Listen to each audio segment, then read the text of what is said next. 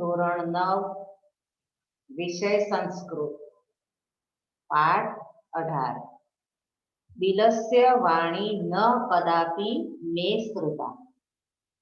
ગુફાની વાણી મેં ક્યારે સાંભળી નથી.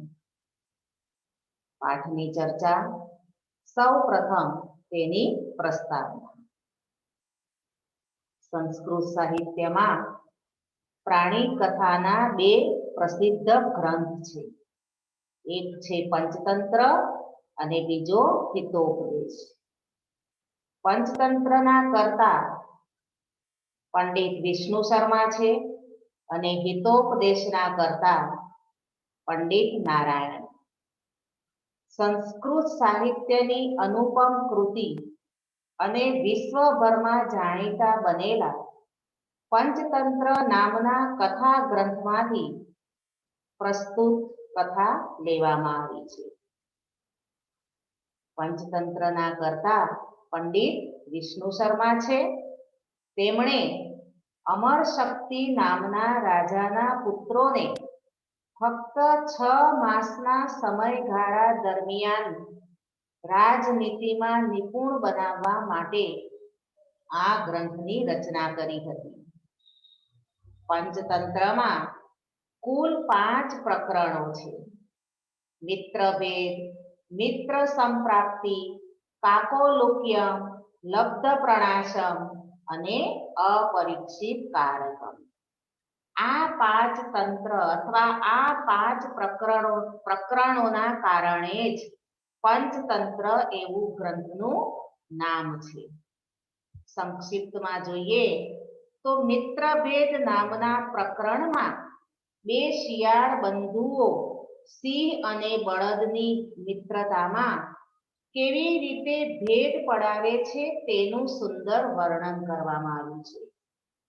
મિત્ર સંપ્રાપ્તિ પ્રકરણમાં કાગડા, ઉંદર, હરણ અને કાચબાની મિત્રતાની વાર્તાઓ છે.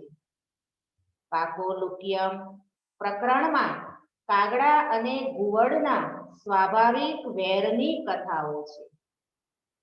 લબ્ધ પ્રણાશમ નામના પ્રકરણમાં મગર અને વાંદરાની મુખ્ય વાર્તા છે.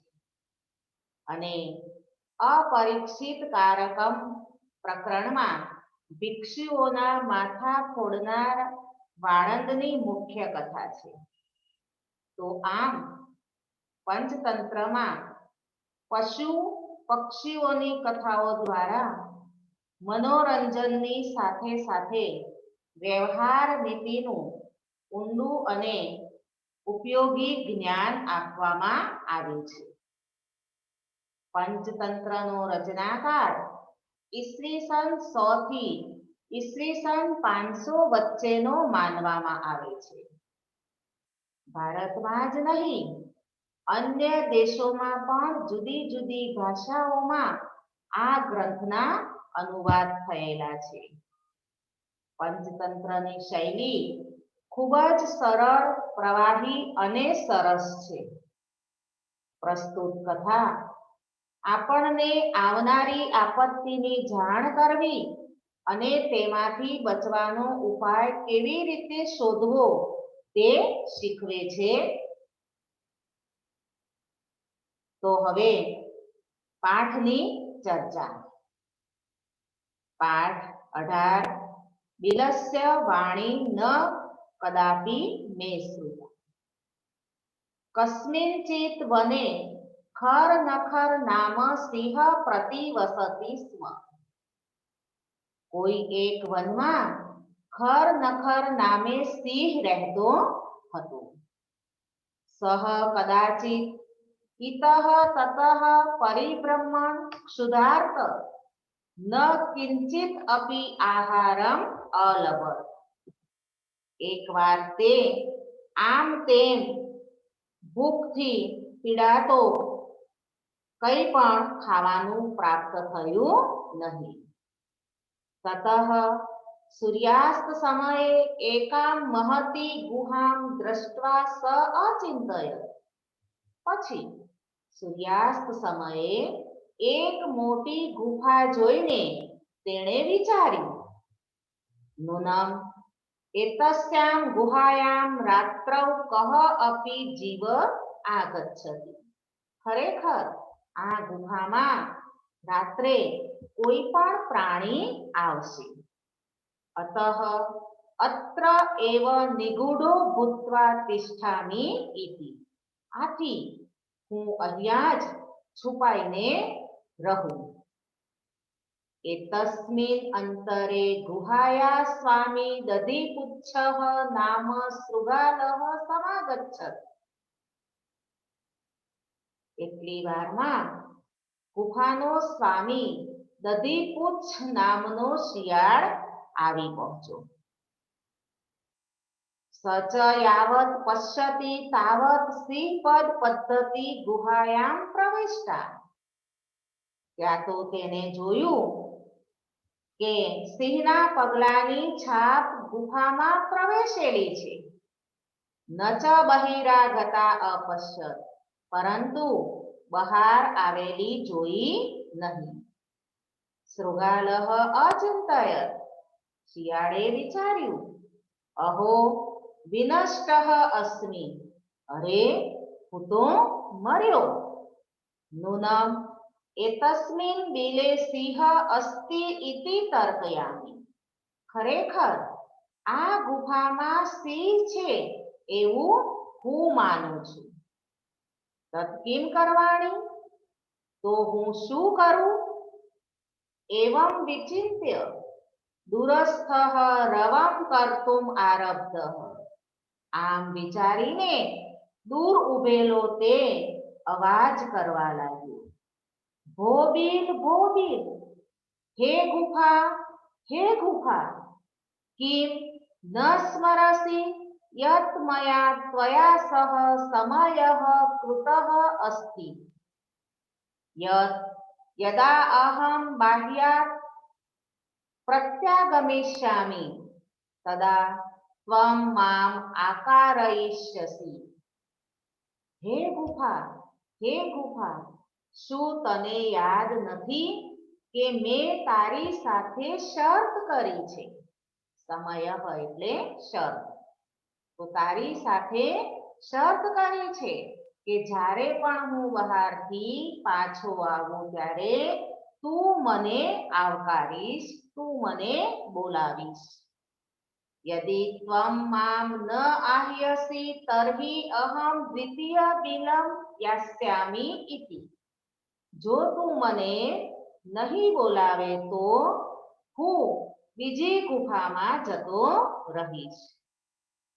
अथ एतत् श्रुत्वा सिंह अचिंतयत्, હવે આ સાંભળીને સિંહ વિચારવા लाग्यो, नूनम एषा गुहा स्वामिनः सदा समाहनं करोति।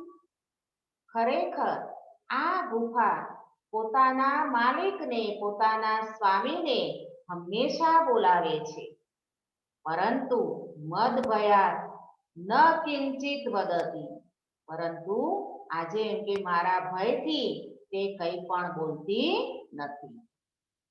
તદ અહમ અસ્ય આહાનમ કરોમિ, તો હું જ આને બોલાવું। एवं सह बिले प्रविश्य मे भोज्यं भविष्यति, आम ते गुफाમાં પ્રવેશ કરશે અને મારું ભોજન બનશે।